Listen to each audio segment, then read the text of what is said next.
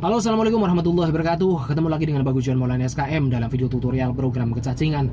Teman-teman, hari ini saya akan share materi tentang bagaimana meningkatkan cakupan minum obat albendazole atau obat cacing untuk program POPM kecacingan atau pemberian obat pencegahan massal kecacingan seperti yang sedang kita jalankan di Kabupaten Tegal setahun 2 kali, yaitu Februari dan Agustus.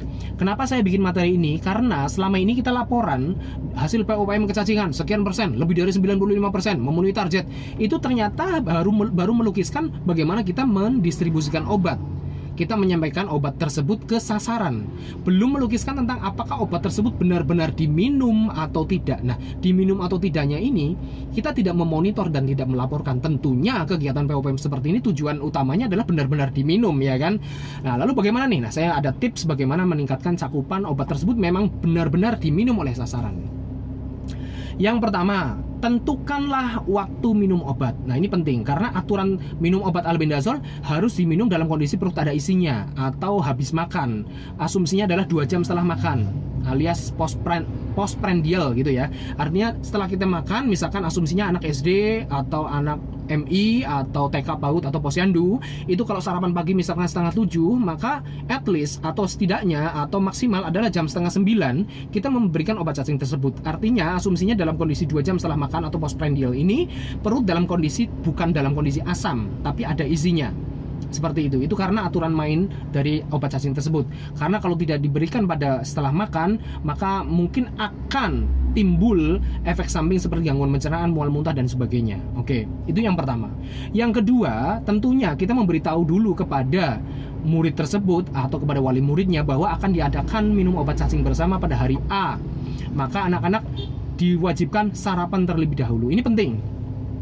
Karena beberapa anak mungkin ada yang memiliki pola tidak makan pagi, tidak sarapan pagi, entah karena pola atau karena paksaan dari orang tua atau karena memang kondisi tidak punya duit dan sebagainya, ya. Bisa jadi mereka tidak makan. Tapi karena untuk momen yang penting ini kita perlu menekankan bahwa harus sarapan dulu untuk acara tersebut. Nah, itu yang kedua. Yang ketiga, anak atau sasaran atau orang tuanya yang mengikuti atau yang mendampingi diwajibkan membawa air. Tentunya albendazole ini untuk ditelan atau dikunyah tentunya membutuhkan air untuk bisa mengunyahnya atau menelannya dengan sempurna. Jadi anak atau sasaran atau orang tuanya yang mendampingi harus membawa air dalam tumbler atau dalam gelas atau dalam botol dan sebagainya. Yang berikutnya, lebih baik kita kumpulkan anak serempak untuk minum bareng bersama dalam sebuah momen tertentu. Misalkan, kalau misalkan SD atau MI Anda di situ ada acara Jumat pagi senam bersama, lah itu bagus. Pagi-pagi masih kurang dari jam setengah 9, mereka setelah senam bersama agenda minum obat cacing. Kenapa harus bersama-sama? Karena orang kalau misalkan bersama-sama itu lebih berani. Yang tadinya anak misalkan takut atau tidak berani mengunyah obat, tidak berani menelan secara langsung, tiba-tiba setelah bersama ada semacam konsensus sosial, keberanian yang timbul saat bersama-sama, mereka jadi minum obat. Jadi tentunya ini akan meningkatkan cakupan minum obatnya daripada kita memberikan satu persatu. Ada rasa takut, ada rasa ragu dan sebagainya, ada penolakan dan sebagainya. Nah, tips yang berikutnya yaitu memastikan obat tersebut diminum di depan petugas. Petugas di sini bukan berarti harus petugas puskesmas. Tentunya mungkin resources tenaga atau waktu petugas puskesmas itu tidak bisa harus mendampingi semua siswa di wilayahnya untuk minum bersama di hadapannya dia, ya kan? Namun petugas di sini bisa jadi gurunya, guru UKS, wali murid, guru TK PAUD atau kader dalam lingkungan posyandu dan sebagainya, ya. Jadi memastikan dia minum di depan petugas, di depan matanya. Jadi bukan untuk dibawa pulang dan diminum di rumah. Lah ini kalau diminum di rumah itu banyak faktor yang akan mempengaruhi. Entah dia menerima atau tidak, apakah dia memasukkan tas atau kemana, apakah ketinggalan di sekolahan atau tidak, apakah misalkan nanti di perjalanan bisa hilang atau tidak, atau secara sengaja dia buang atau tidak.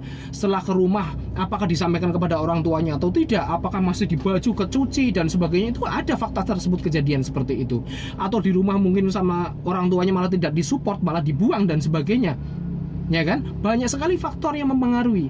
Jadi, tips dari saya ini, pastikan obat tersebut diminum di depan petugas. Nah, untuk yang di posyandu, seringkali di situ ada perdebatan mengenai ini boleh apa enggak nih, karena si anak ini habis minum vitamin A, habis diberikan vitamin A. Apakah albendazole boleh diberikan bersamaan dengan vitamin A? Nah, secara farmakologi tidak ada interaksi albendazole dengan vitamin A. Jadi aman untuk diberikan bersama-sama. Gitu ya guys. Semoga tips ini membantu meningkatkan cakupan minum obat albendazole untuk POPM kita. Sukses selalu. Assalamualaikum warahmatullahi wabarakatuh.